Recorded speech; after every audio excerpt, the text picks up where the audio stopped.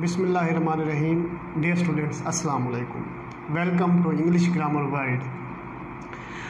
आज हम जिस टॉपिक के बारे में पढ़ने जा रहे हैं वो है कंडीशनल सेंटेंसेस। जैसे कि आपको पता है कि हमारा यूज़ ऑफ वर्ब का सिलसिला चल रहा है, तो उसमें हम ये देखेंगे आज कंडीशनल सेंटेंसेस के लिहाज से कि कंडीशनल सेंटेंसेस में किस तरह हम वर्ब का इस्तेमाल करते हैं। उसके कुछ मैंने एग्जांपल्स भी लिखी हैं, उसकी कुछ सिचुएशंस हैं, वो आज उसके बारे में हम डिस्कस करने जा रहे हैं। वो मैं आपको बताऊंगा कि किस तरह हम इसको सॉल्व कर सकते हैं, क्योंकि कंडीशनल सेंटेंसेस ऐसे सेंटेंसेस हैं जिसमें स्टूडेंट काफ़ी कंफ्यूज होते हैं, क्योंकि इसमें तीनों कंडीशंस में और ज़ीरो कंडीशन में स्टूडेंट्स को ये क्लेरिफाई नहीं हो पाता कि आया कि हमने कौन सा टेंस यूज़ करना है। देखते हैं इसको।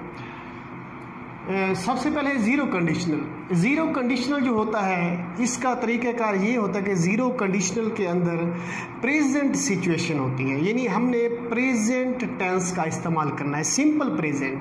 इसमें एक जो क्लाज हो गया, इसमें दो क्लाजेज होते हैं, एक इफ़ क्लाज होता है और एक मेन क्लाज होता है, ठीक है।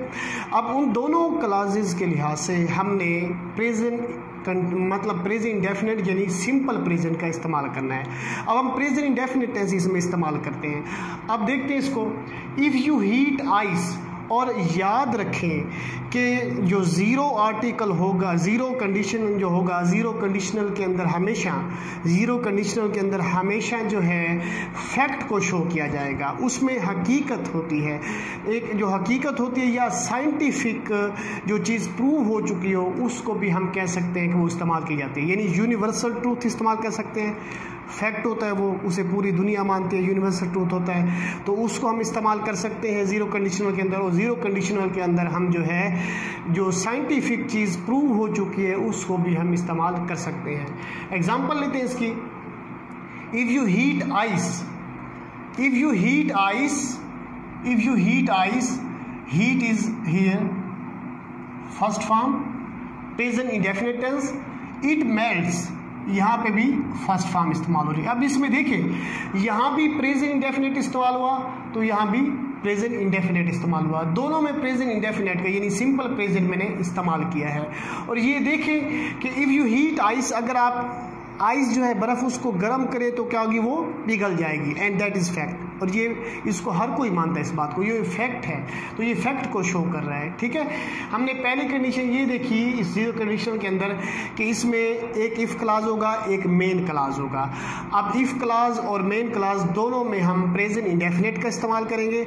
और दूसरी बात, ये जो मतलब सेंटेंस होगा ये उन क्लासेस पे मुश्तमिल होगा जो फैक्ट को शो कर रहे होंगे। अब दूसरा सेंटेंस देखते हैं। If we take a bath we feel better. Feel यहाँ पे टेक फर्स्ट फॉर्म है और यहाँ पे फील फर्स्ट फॉर्म है। ये भी प्रेजेंट इंडेफिनिट है और ये भी प्रेजेंट इंडेफिनिट। यहाँ भी सिंपल प्रेजेंट इस्तेमाल हुआ, यहाँ भी सिंपल प्रेजेंट इस्तेमाल हुआ। अब देखिए, if we take a bath, अगर हम नहाते हैं, वी फील अ बेटर, तो हम बेहतर महसूस करते हैं, एंड दैट इज़ फैक्ट, कि जब हम नहाते हैं तो हम बेटर महसूस करते हैं, तो ये भी फैक्ट को शो कर रहा है। यानी जो चीज़ साइंटिफिकली प्रूव्ड है उसका इस्तेमाल भी हम इसमें कर सकते हैं। यूनिवर्सल ट्रूथ जो है उसको हम इस्तेमाल करते हैं इसमें। जो फैक्ट होगा, जो हकीकत है, जिसे हर कोई मानता हो, उसको हम ज़ीरो कंडीशनल के अंदर इस्तेमाल कर सकते हैं। दो क्लासेज होंगे, एक इफ़ क्लाज होगा, एक मेन क्लाज होगा, दोनों में सिंपल प्रेजेंट का इस्तेमाल किया जाएगा। उसके बाद आगे हम देखते हैं कंडीशनल फर्स्ट। अब कंडीशनल फर्स्ट जो है इसमें एक तरफ इफ़ क्लाज होगा और दूसरा मेन क्लाज होगा। इफ़ क्लाज के अंदर प्रेजेंट इंडेफिनिट इस्तेमाल होगा, जबकि मेन क्लाज में फ्यूचर इंडेफिनिट का इस्तेमाल किया जाएगा। सुन ले गौर से, इस बात को जहन में रखना है कि कंडीशनल फर्स्ट के अंदर इफ़ क्लाज में प्रेजेंट इंडेफिनिट इस्तेमाल होगा, यानी फर्स्ट फॉर्म इस्तेमाल होगी, और जो मेन क्लाज होगा उसमें हम फ्यूचर इंडेफिनिट यानी विल, शैल और फर्स्ट फॉर्म का इस्तेमाल करेंगे। और ये जो है पॉसिबल सिचुएशन को शो करते हैं। कंडीशनल सेंटेंसेस, कंडीशनल फर्स्ट जो सेंटेंसेस यानी फर्स्ट कंडीशनल जो सेंटेंसेस होंगे वो पॉसिबल सिचुएशन को शो करेंगे। देखते हैं जी। If it rains I will not go for shopping. अब यहाँ पे if it rains first form है, इफ़ क्लास में फर्स्ट फॉर्म है, उसके बाद अगले क्लास में विल, शैल और फर्स्ट फॉर्म का इस्तेमाल हुआ है। If it rains I will not go for shopping. अब हमने देखा कि ये पॉसिबल सिचुएशन है कि अगर बारिश होती है तो मैं शॉपिंग के लिए नहीं जाऊंगा, दैट इज पॉसिबल सिचुएशन। उसके बाद if he comes, if clause में first form, I will help him, will और फर्स्ट फॉर्म का इस्तेमाल हुआ। अब ये देखें कि इफ़ वाले क्लास में हमने फर्स्ट फॉर्म का इस्तेमाल किया और जो मेन क्लास है उसमें विल, शैल और फर्स्ट फॉर्म का इस्तेमाल किया है। तो ये भी पॉसिबल सिचुएशन है कि अगर वो आता है या आएगा तो मैं उसकी मदद करूंगा। अब बात जहन में रखनी है कि कंडीशनल फर्स्ट में एक तो पॉसिबल सिचुएशन को शो किया जाता है और इसमें दो क्लासेज होंगे, एक इफ़ क्लास होगा, एक मेन क्लास होगा। इफ़ क्लास में हम फर्स्ट फॉर्म लगाएंगे और जो मेन क्लास होगा उसमें विल, शैल और फर्स्ट फॉर्म का इस्तेमाल करेंगे। उसके बाद है कंडीशनल सेकंड। अब कंडीशनल सेकंड जो है अनरियल और इम्पॉसिबल सिचुएशन को शो करती है। कंडीशनल सेकंड जो है यानी सेकंड कंडीशनल जो है वो इम्पॉसिबल और अनरियल सिचुएशन को शो करती है। उसमें क्या है देखते हैं। If we had a chance we would win the game. अब इसमें क्या होगा, इसमें भी दो क्लासेस हैं।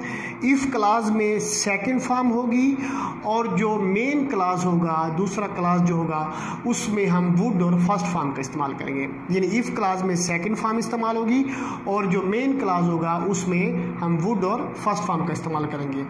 If we had a chance, अब इसमें हैड जो है एज अ वर्ब इस्तेमाल हो रहा है, यहाँ पे ये सेकंड फॉर्म है। If we had a chance we would win the match, यहाँ पे वुड और फर्स्ट फॉर्म का इस्तेमाल हुआ है। अगर हमारे पास चांस होता तो हम गेम जीत जाते। तो ये एक मतलब है कि इम्पॉसिबल अनरियल सिचुएशन को हम शो कर रहे हैं। उसके बाद ये इमेजरी कंडीशन है। इमेजरी कंडीशन भी सेकंड कंडीशन में इस्तेमाल होती है। इमेजरी कंडीशन ये होती है कि हम अपना एक इमेज बना लेते हैं, अपने एक माइंड में एक हम इमेज बना लेते हैं। एक हमारा एक सोच होती है हमारी कि काश के ऐसा होता। If I were rich, if I were a king. अब ये देखिए इफ़ आई वर मैंने इस्तेमाल किया है, इफ़ आई वर इस्तेमाल किया है, वाज इस्तेमाल नहीं किया। याद रखें जहाँ पे हमारी कोई विश हो या हमारा कोई इमेज होगा, इमेजरी कंडीशन के अंदर हम क्या करेंगे, जितने भी प्रोनाउन हैं, चाहे वो आई है, ही है, शी है, इट है, यू है, जो भी है, उन सब के साथ हम वर्क का इस्तेमाल करेंगे या फिर had plus third form had been का इस्तेमाल करेंगे। तो ये बात अपने माइंड में रखनी है कि हम वाज की जगह वर्क का इस्तेमाल करेंगे जो है कंडीशनल सेकंड में, जब वो इमेजरी कंडीशन होगी जिन्हें हम अपने माइंड में कोई इमेज बना लेते हैं। अब इमेज क्या है हमारा, इफ़ आई वर रिच, अब यहाँ वाज की जगह वर लगाया मैंने। If I were rich I would help the poor, अगर मैं अमीर होता तो मैं गरीबों की मदद करता। तो ये जो सेंटेंस है इफ़ आई वर रिच, ये एक इमेजरी कंडीशन है, यानी एक इमेज अपने माइंड में बनाया कि अगर मैं अमीर होता तो मैं गरीबों की मदद करता। इसी तरह से if I were you I would solve this problem easily. अब ये देखिए इसमें भी मैंने वर्क का इस्तेमाल किया और यहाँ पे वुड और फर्स्ट फॉर्म का इस्तेमाल हो रहा है, वुड सॉल्व।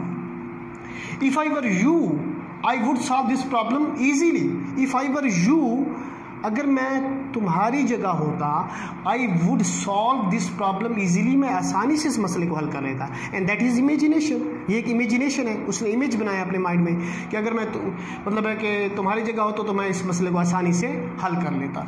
उसके बाद आगे conditional third conditional, if I had worked hard, if he had worked hard he would have succeeded.